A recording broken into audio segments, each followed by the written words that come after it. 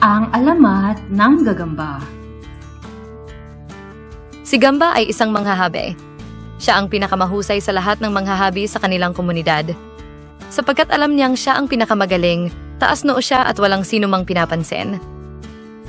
Ate, pahiramin mo naman ako ng karayom na pamborda mo. Pwede ba ate? Galit na umangil si Gamba. Lumayo-layo ka nga rito. Huwag mong mahiram-hiram ang pamborda ko. Baka masira lang ito, wala kang perang ipambayad dito. Layo. Napaiyak ang kapatid na babae ni Gamba. Naramdaman niyang hindi siya itinuturing na kapatid ng ate niya. Parang langit ang taas nito, napakahirap abutin. Maya-maya, ang kapatid na lalaki naman ang lumapit kay Gamba. Ate tulungan mo naman ako. Pakisulsi mo naman ang napunit na kamiseta ko. Lumayo ka rito, istorbo ka talaga. Doon ka sa nanay magpasulsi. Walang ginagawa ang matandang yan. Sige, layo ka rito. Layo!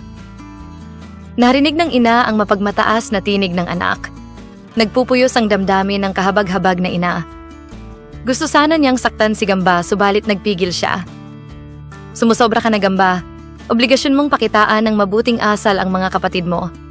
Kung nanghihiram sila sa iyo, pahiramin mo. Kung humihingi sila ng tulong, tulungan mo. Hindi lang kapatid mo ang dapat pagpakitaan mo ng kagandahang loob. Lahat ng nangangailangan ay dapat mong kalingain. Parang walang narinig si Gamba. Patuloy itong humabi ng tela mula sa mga sinulid na nasa ikitan niya. Isang gabing inaaya si Gamba ng ina upang maghapunan, pagalit itong sumigaw. Ano ba kayo? Iniistorbo na naman ninyo ako? Di ba ninyo nakikitang hindi pa ako tapos sa hinahabi ko? Baka magkasakit ka, iha, kung malilipasan ka sa pagkain. Wala kayong pakialam.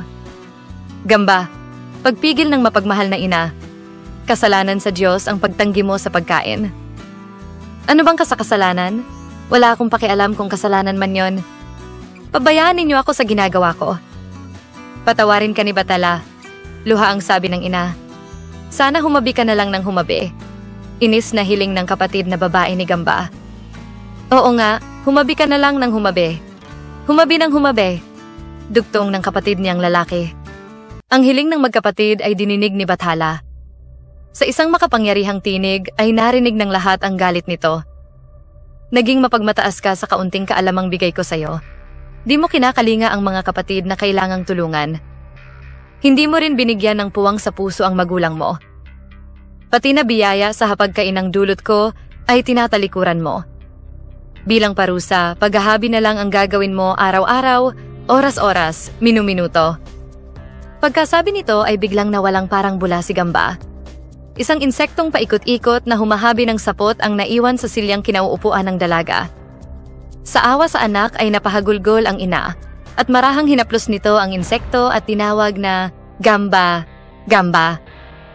Magmula noon, si Gamba ay tinawag ng gagamba na araw at gabi ay walang tigil sa paghabi. Hindi ng sinulid kundi ng sapot mula sa kanyang katawan. At ito ang pinagmula ng alamat ng gagamba.